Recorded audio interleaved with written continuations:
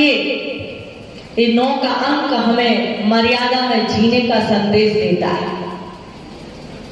9 का अंक कहता है, 9 का पहाड़ा कहता है, 9 9 दूनी 18, 8 और 1 9 तिया 27, 7 और 2 9, 9 चौको 36, 9 पौने 45, 9 छक्के 54, 9 7 63, 9 8 72 और 9 इनाम 81 और 9 इनाम 90। यानी कहीं ना तो कम होते हैं ना ज्यादा होते हैं। उसी का नाम आकिंचन है, उसी का नाम आकिंचन है कि मर्यादा। यानी कि अभी तक तो जो 8 थे वो श्रावकों के धर्म थे, आप भी उसे पालन कर सकते हैं। लेकिन जो 9वां धर्म है, आकिंचन धर्म है, वो हमें मर्यादा में जीने का संदेश देता है कि मर्यादा में जियो। आज हमने अपनी अपनी मर्यादाओं का उल्लंघन करना चालू कर दिया है। आज हम क्या करने लगे हैं? हमने सभी ने अपनी अपनी मर्यादाओं को छोड़ दिया है। पहले जमाना ऐसा था कि घर में भी महिलाएं घूंघट डाल करके रहती थी, और अब घूंघट तो छोड़ दो, साड़ी भी छोड़ दो, अब तो पूरे दिन गाउन पहन के घूमती हैं। मर्यादा खत्म, हम असुरक्षित। जब तक मर्यादाएं थी तब तक हम सुरक्षित थे, और जैसे ही मर्यादाएं टूटी हम असुरक्षितता का अनुभव करने लगे। पहले महिलाएं मंदिर आती थी तो चद्दर ओढ़ करके आती थी, साड़ी तो पहनती थी, लेकिन उसके साथ जो शादी में एक चादर मिलती थी सफेद कलर की जाली जाली वाली, उस चादर को पहन करके आती थी, आया करती थी। और वो चादर ओढ़ने से लोगों को दूर करने की आवश्यकता नहीं पड़ती थी कि आप साइड में हट जाइए, हम धुले हुए वस्त्र पहने हैं, हम शुद्ध वस्त्र पहने हैं, हम मंदिर के लिए जा रहे हैं। अजैन व्यक्ति भी समझ जाता था कि जैन समाज की महिला है, और ये जैन समाज की महिला मंदिर के लिए प्रस्थान कर रही है या मंदिर से लौट रही है। आंख उठा करके भी देखते नहीं थे, ये व्यवस्था थी। लेकिन आज चादर तो छोड़ दो, हम तो सूट पहन करके भी मंदिर आने लगे, जीन्स पहन करके भी मंदिर आने लगे। मतलब सारी मर्यादाओं को हमने पार कर दिया। मैं नहीं कहती कि आप सूट मत पहनो, मैं भी नहीं कहती कि आप जीन्स मत पहनो, लेकिन मैं इतना जरूर कहती हूँ जिस जगह ये चीजें नहीं पहनना चाहिए उस जगह इन वस्तुओं का उपयोग। गुरुओं के पास, परमात्मा के पास तो कम से कम इन वस्तुओं को अवॉइड करो। यदि आप गुरुओं के पास आज इतने सारे केस होते हैं, इतनी सारी बातें बनती हैं, उसमें सिर्फ सामने वाले का ही दोष नहीं, कुछ अंशों में हमारा भी दोष होता है। जब हम प्रणाम करते हैं, जब हम दर्शन करते हैं, इस बात को आप लोगों को भी ध्यान रखना है। आपकी बच्चियां हैं, आपकी बच्ची, यहाँ पे कोई बच्चियां नहीं है, लेकिन इस बात को आप लोगों को अपने बच्चों को ऐसे संस्कार देना चाहिए, ऐसी बात बोलना चाहिए कि मंदिर जाओ तो ऐसे भद्दे वस्त्र पहन करके मंदिर नहीं जाओ, मंदिर की मर्यादा को बना करके रखो। यदि हम मंदिर की मर्यादा को बना करके रखते हैं तो मंदिर में विशुद्धि बढ़ती है, अतिशय बढ़ता है। और यदि हम मर्यादा का उल्लंघन करने लग जाते हैं, पहले कहा जाता था कि मंदिर से 100 मीटर की दूरी पर, कितने मीटर की दूरी पर? 100 मीटर की दूरी पर बाथरूम नहीं होना चाहिए। आगम तो कहता है जिस कक्ष में महाराज का आहार हो उस कक्ष में लेट बात नहीं होना चाहिए। अब तो समातेज, अब आप कहते हैं कि महाराज चौथे काल के बन जाए, तो जैसा खिलाओगे अन्न वैसा होगा मन। और जैसा पिलाओगे पानी वैसी होगी बाणी। 100 मीटर तक अब तो हम घर में ना कर करके मंदिर में करने आते हैं। मंदिर में अशुद्धि, मंदिर में अशुद्ध वर्गणाएं, यानी कि मंदिर की जो शुद्धता थी, मंदिर की जो विशुद्धता थी, मंदिर की जो मर्यादा थी, वो सारी मर्यादा क्या हो गई। मैंने मुंबई में भी देखा है कि लोग आते हैं मुंबई में, मंदिर में नहाते हैं, लेकिन घर में नहा करके घर में सारे अन्य जितने भी कार्य हैं उन कार्यों को कर करके सिर्फ 1 लोटा पानी डाल करके शुद्ध वस्त्र पहन करके अभिषेक करते हैं, ना कि वहां पर 1 नंबर और 2 नंबर। आपके यहाँ तो कितने लोग हैं अभिषेक करने वाले। मैंने देखा, मैंने चतुर्मास किया गोरेगांव जैसी जगह में, अच्छी बड़ी बड़ी जगह चतुर्मास हुए हैं मेरे, सभी राजधानियों में, सभी जिलों में, ये भी जिला ही है कोडर, यानी बड़ी बड़ी जगह चतुर्मास हुए हैं। और वहां पे मतलब 150 लोग नहीं, पर्यूषण में 300-500 लोग अभिषेक करने आते, लेकिन कोई 1 नंबर और 2 नंबर मंदिर के परिसर में नहीं जाता। और कहते हैं कि ऐसा मंदिर में घुसते ही वो आनंद की अनुभूति होती है। मंदिर में जाते ही ऐसा लगता है 10 मिनट जाओ तो 1 घंटा आधा घंटा बैठने का मन करता है, सामायिक का मन करता है। और जहां पर विशुद्ध वर्गणाएं नहीं होती हैं, वहां से लगता है कि घर में तो इससे ज्यादा अच्छा है, घर में ही ठीक है। हमारा घर बहुत सुंदर हो, बहुत व्यवस्थित हो, तो मन कहाँ लगेगा? घर में लगेगा कि मंदिर में लगेगा? और जब हम आप लोग अभिषेक करते हैं तो सिर ढाक के क्यों करते हैं? क्यों करते हैं? अभी तो खुला रहने दो, कोई बात नहीं, पर अभिषेक जब आप करते हैं तो सिर ढाक के क्यों करते हैं? सिर खोल के क्यों नहीं? आपके तो छोटे छोटे से बाल हैं और यहाँ तो अंतराय का भी कोई डर नहीं है। चलो महाराज माता जी के चौके में तो अंतराय का डर लगता है कि हम बड़े बड़े बाल हैं, खुले बाल रहेंगे तो अंतराय की संभावना है, लेकिन यहाँ भगवान को तो कोई अंतराय नहीं आने वाला है। आप बालों का पूरा डाल दो फिर भी कोई अंतराय नहीं होने वाला है अभिषेक में, लेकिन फिर भी हम सिर ढकते हैं। क्यों ढकते हैं? सम्मान के लिए। सम्मान के लिए नहीं ढकते हैं, सम्मान तो है ही, लेकिन उसके साथ साथ जो लॉजिक है, जो इसका महत्व है सिर ढकने का, यदि आप कोई वस्तु चुराने के लिए लगते हैं, आप कुकर लगाते हैं, तो कुकर जब लगाते हैं तो ढक्कन खोल करके लगाते हैं कि ढक्कन ढक करके लगाते हैं?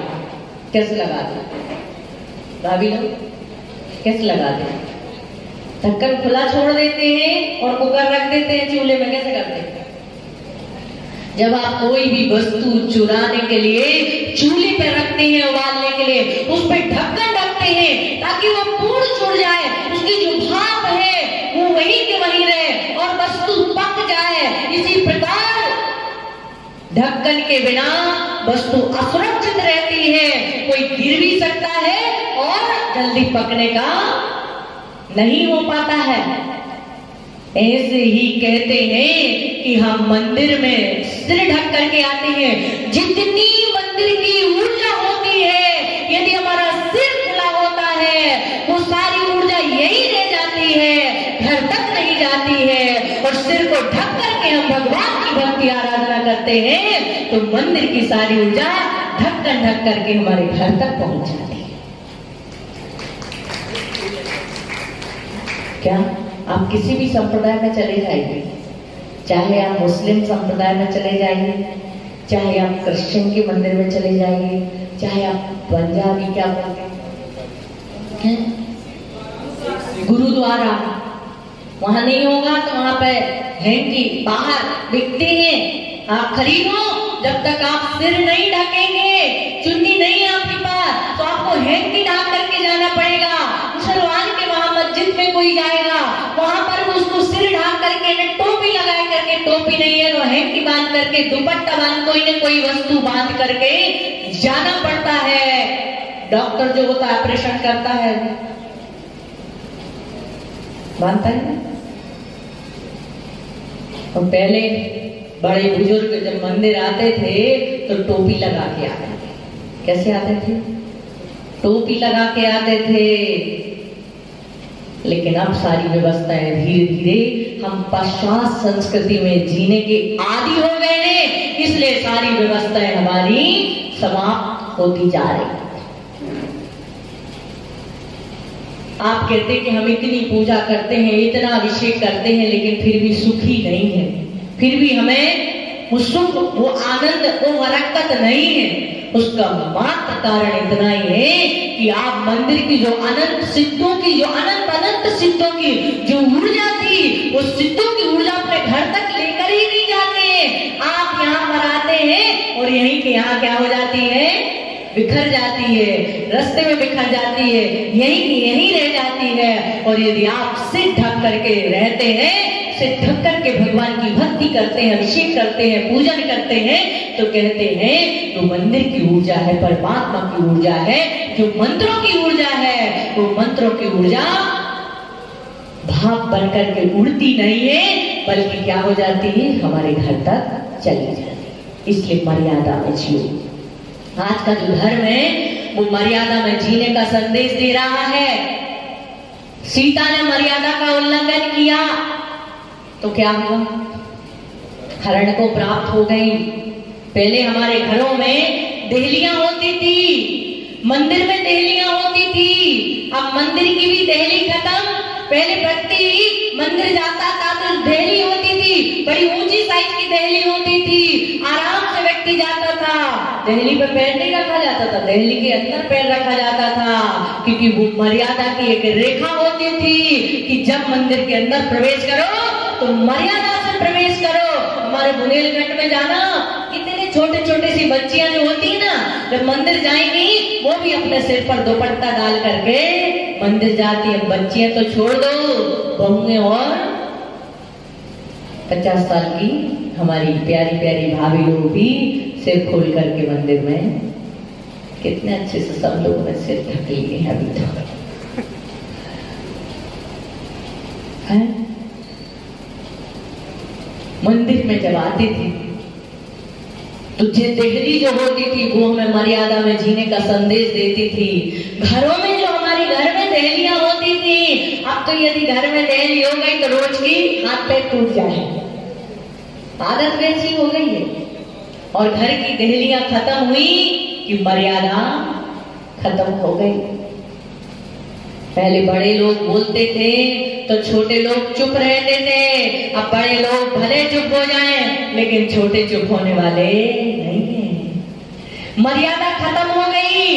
पहले बहू सास से डरती थी, सास की बात मानती थी, सास की आज्ञा के बिना बाहर कहीं जाती आती नहीं थी। अब सास को आज्ञा माननी पड़ती है, बहू को आज्ञा की जरूरत नहीं। क्यों?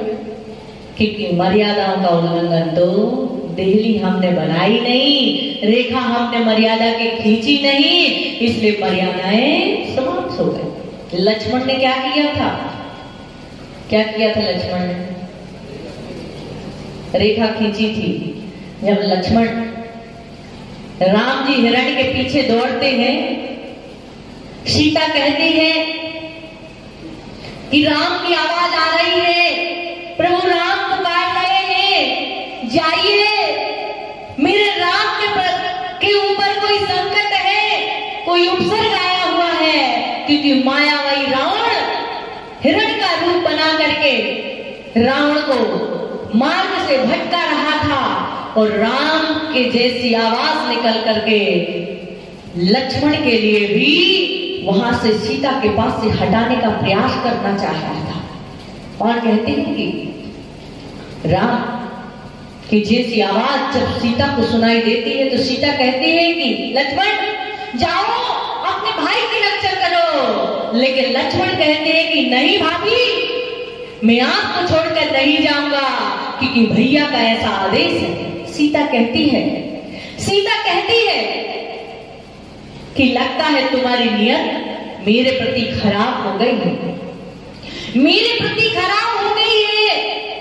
इसलिए आप चाहते हैं कि राम का घात हो जाए और मैं अपना मनोरथ सिद्ध करूं। लेकिन लक्ष्मण जी कहते हैं नहीं सीते, मैंने तो आपको मां का दर्जा दिया है, आप तो मेरी मां के समान है, मैं ऐसी भावना कैसे रख सकता हूं। मैंने तो जब भी आप पर दृष्टि डाली है तो आपके चेहरे पर नहीं, आज तक मैंने आपके रूप को ही नहीं देखा है कि आपका कैसा रूप है। मेरी दृष्टि जब भी पड़ी है तो आपके चरणों में पड़ी है, आपके चरणों को देखा है। आप कैसे सोच सकती हैं, यदि आप आदेश देती है तो मैं अभी जाता हूं, लेकिन एक बात का ध्यान रखना, जो रेखा खींच करके जा रहा हूं, इस रेखा के अंदर रहना, रेखा के बाहर मत आना। और कहते हैं कि जब रावण साधु का भेष बना करके भिक्षा के लिए याचना करता है, भिक्षा में हम, और सीता लेकर के आती है और जैसी लाइन के अंदर से देती है, रावण आगे आने लगता है, आग जलने लगती है, वो प्रवेश नहीं कर पाता है। और कहते हैं कि जैसे ही रावण इस बात को जान जाता है कि इस रेखा के अंदर में जा नहीं सकता, और जब तक सीता रेखा के बाहर नहीं आती तब तक मैं सीता का हरण कर नहीं सकता। और कहता है कि यदि आपको रेखा के बाहर आकर देना हो तो दीजिए, अन्यथा मैं चला। और सीता को दया आ जाती कि साधु को बिना भिक्षा दिए, बिना कुछ दिए यदि मैं छोड़ देती हूं तो मुझे बहुत पाप लगेगा। और कहते हैं कि सीता बाहर निकलकर जैसे आती है वैसे ही रावण अपना असली रूप बना करके हरण कर ले जाता है। कहने का मतलब मात्र यही है कि सीता रेखा के अंदर थी, मर्यादा के अंदर थी, तब तक सुरक्षित थी, लेकिन जैसे ही मर्यादा के बाहर हुई वैसे असुरक्षित हो जाती है। और जब सीता को ढूंढने के लिए राम लक्ष्मण जाते हैं, राम सीता अपने आभूषणों को उतार करके फेंक रही है, उस समय राम कहते हैं कि देख लक्ष्मण, ये सीता का है क्या? लक्ष्मण कहते हैं नहीं भैया, मैंने तो सीता के आभूषणों को नहीं देखा है। यदि कहीं पाँव की कोई पैजनिया हो, पाँव की यदि कोई पैजनिया यानी पायल हो तो उसमें बिछिया हो, पायल हो तो मैं उसे पहचान सकता हूँ, वरना और कोई जेवर मैंने देखे नहीं। पहले इतनी मर्यादा थी कि दृष्टि हमारी चरणों में होती थी, लेकिन आज हम खुद ही अमर्यादित हो गए। इसलिए बहू एक दिन की होती है, और पहले तो मुंह दिखाई के पैसे दिए जाते थे, पैसे देते थे ना, चेहरा देखने के पैसे दिए जाते थे। अब देखने की जरूरत ही नहीं है, सब दिखा दिखाया है, इसलिए उसकी भी जरूरत नहीं है। कहने का मतलब यही है कि दृष्टि, उस जमाने की दृष्टि और आज की दृष्टि, आज हम जो वस्त्र पहनते हैं वो तन को ढकने के नहीं, बल्कि तन को दिखाने के लिए। पहले जो राजा महाराजा की राजकुमारियां हो या रानियां हो, ऐसे वस्त्र पहना करती थी जिससे उनका पूरा सिर से लेकर के जमीन तक यानी कि पैरों तक उनके वस्त्र हुआ करते थे। ऐसी हमें भी अपना जीवन मर्यादित जीवन जीना चाहिए। आज का धर्म मर्यादा में जीने का संदेश दे रहा है कि मर्यादा में जी, साहित्य से रहित हो जाओ, युक्त से मुक्त हो जाओ, पारिजात अवस्था को प्राप्त कर लो। जैसे बालक जन्म लेते समय निर्विकार और निष्परिग्रह होता है, इस प्रकार बालकवत जीवन जीना प्रारंभ कर दो, उसी का नाम आपका जन्नत है। बच्चे को देखा आपने, जब बच्चा पैदा होता है तब कैसा होता है? नग्न होता है। और जब व्यक्ति संसार से विदा लेता है, चिता पे लिटाया जाता है, तब कैसा होता है? तब भी नग्न होता है। जन्मते नग्न, जन्मते नंगा और मरणते नंगा, लेकिन बीच में कर देता है दंगा। क्योंकि जहां पर कपड़ा आता है वहीं से लफड़ा पैदा हो जाता है। वस्त्र आया, जब तक वस्त्र नहीं था तब तक लफड़ा नहीं था, और जैसे ही वस्त्र आया, जैसे ही कपड़ा आया, वैसे ही लफड़ा प्रारंभ हो गया। मुनिवत अवस्था, ऐसी अवस्था, ऐसी अवस्था। जब बच्चा पैदा हुआ था सुरेंद्र भैया, तब उसके कपड़े में कोई जीव नहीं थी। ठीक है? क्यों भाभी लोग? जब आपका बच्चा पैदा हुआ था उस वक्त जो आपने वस्त्र पहनाए थे उसमें जेब थी क्या? है? नहीं थी। वो जब मरता है तो जो कफन उड़ाई जाती है उसमें जेब होती है क्या? लेकिन जैसे ही जेब आती है वहीं से समस्याएं प्रारंभ हो जाती है। जब तक जेब नहीं है तब तक अपने को कमाने की आवश्यकता नहीं है, और जहां से जेब आती है वहीं से पॉकेट आते ही पॉकेट भरने की इच्छा प्रारंभ हो जाती है। कल तक जो था उसमें किंचित राग भी हो सकता था, त्याग के माध्यम से थोड़ी बहुत नाम की, काम की, या त्याग करने के बाद उसके प्रति एक भावना हो सकती थी, ममत्व की भावना हो सकती थी। लेकिन आज तो कह रहा है पूर्ण रूप से ममत्व का भी त्याग कर देना, उसी का नाम आपके जन्म धर्म है। हमें कैसा जीवन जीना है? क्योंकि दुनिया में 4 तरह के लोग हैं। अध्यक्ष जी, दुनिया में 4 तरह के लोग हैं, पता है कौन कौन से? एक तो वो है जो कहते हैं मेरा मेरा, तेरा तेरा। रामचंद्र जी जैसे लोग, पांडव जैसे लोग ये कहते हैं मुझे तुम्हारा कुछ नहीं चाहिए, लेकिन मेरा जो हिस्सा है, मेरी जो संपत्ति है, मेरा जो अधिकार है, मेरा जो हिस्सा है वो मुझे दे दो, तुम्हारा हिस्सा तुम रखो। राम और पांडव जैसे वो कहते हमें तुम्हारा इतना बड़ा राज्य नहीं चाहिए, लेकिन मुझे तो सिर्फ उतना राज्य चाहिए जितना मेरे पिता ने मुझे दिया है, मेरे हिस्से का है।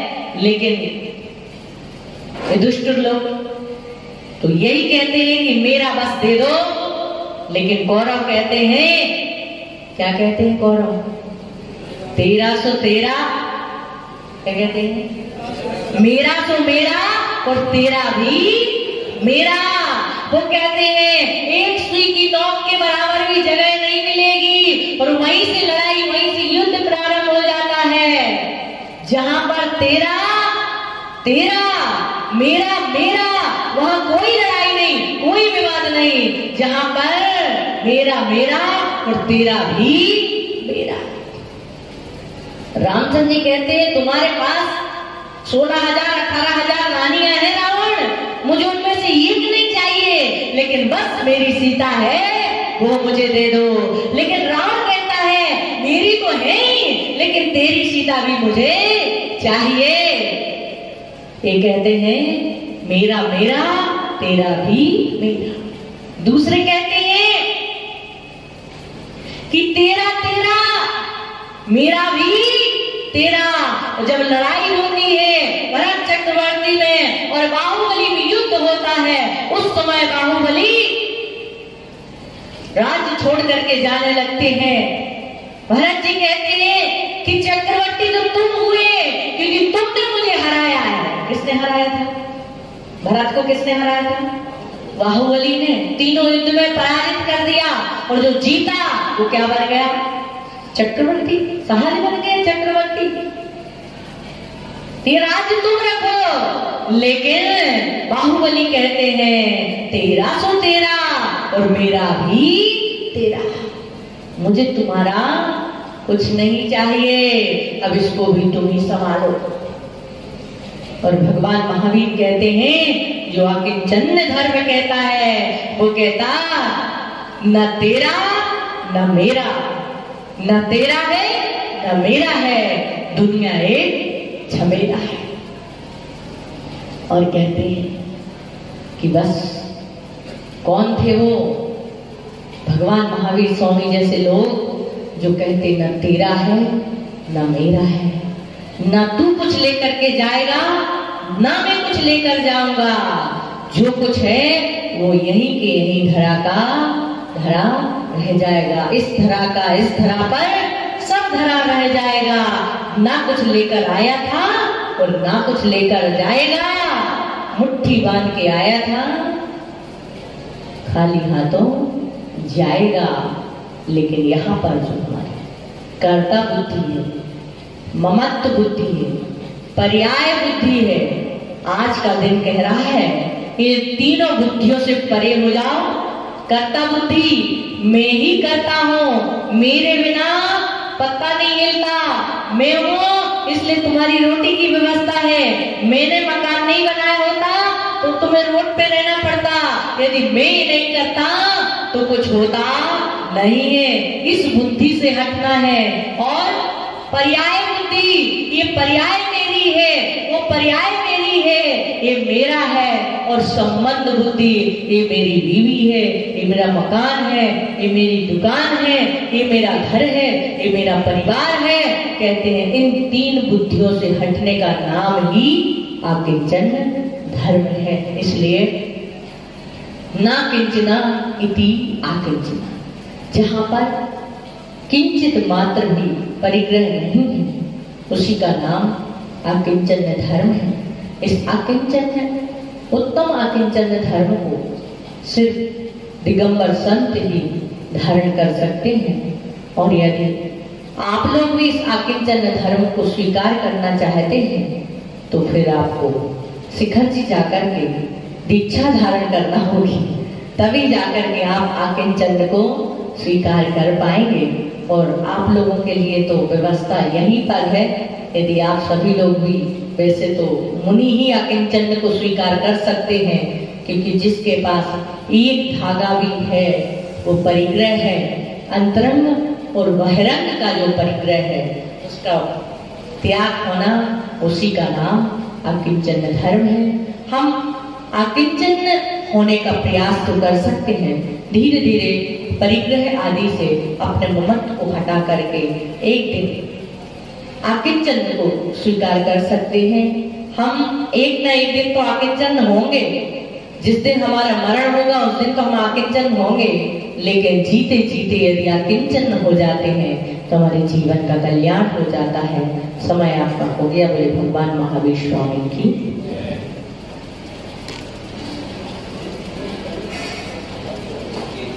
चलिए, जो ये गणिया का सौभाग्यवती माता जी की जय।